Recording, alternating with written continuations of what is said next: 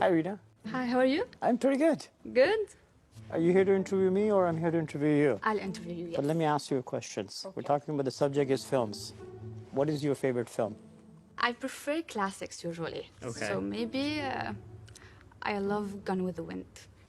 Gone with the Wind? Yes. Who would imagine? Yes, because I already read the novel. Okay. And then I watched the movie.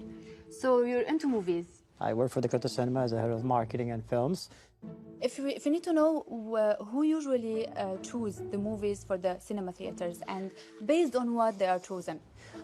So it's nowadays there's so many movies comes out every week pretty much, as a film, from the, my position in terms of the film side of it is what we choose in terms of what works within the audience. But Hollywood blockbuster still, draws all sorts of audiences, whether doesn't matter the nationalities. Nowadays, when I go to watch a movie, I notice that there are a lot of sequels films.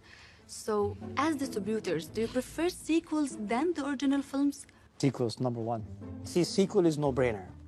Sequels, if you see majority of the sequels, they're $100 million production or even more, and they're billion-dollar franchise.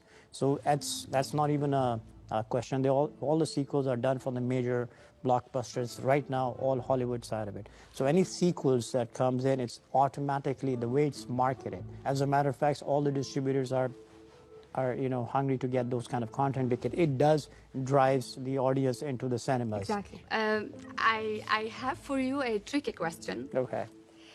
If you have one cinema theater and you just need to choose only one movie, a film for Tarantino or a sequel?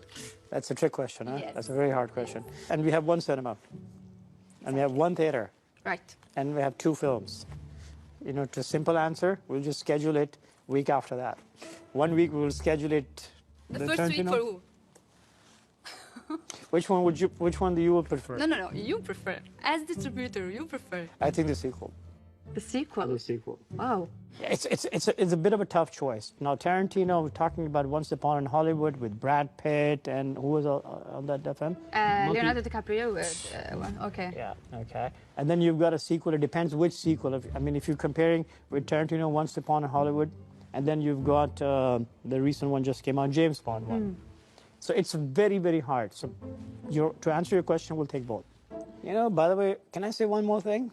Yeah? I really didn't want to come to the interview today. Why? I heard that you freeze people. No, just rumors. Is that a rumor? Yes. أعلنت شركة ديزني عام 2013 تحقيقها أرباح قدرها 41 مليار دولار أمريكي من بيع حقوق استخدام شخصيات عالم مارفل السينمائي الذي تمتلكه. وفي الوقت الذي حقق فيه فيلم The Force Awakens ما يقارب 2 مليار دولار، كانت منتجات سلسلة ستار وورز في المتاجر قد حققت مبيعات تتخطى 5 مليارات دولار في نفس العام. قد لا تقتنع بأهمية أفلام السلاسل لأنها ليست نوعك المفضل، وعلى الأغلب تفضل الحكاية التي تبدأ وتنتهي في ساعتين دون ديول ولا أجزاء. وربما محاولاتك لدخول عالم ستار وورز وأفنجرز قد باءت بالفشل. لكن من المؤكد أن زحف أفلام السلاسل لن يتوقف، وقوائم المعجبين بها ستطول أكثر وأكثر. أنا ريتا خان وهذا برنامج عن السينما. إلى اللقاء.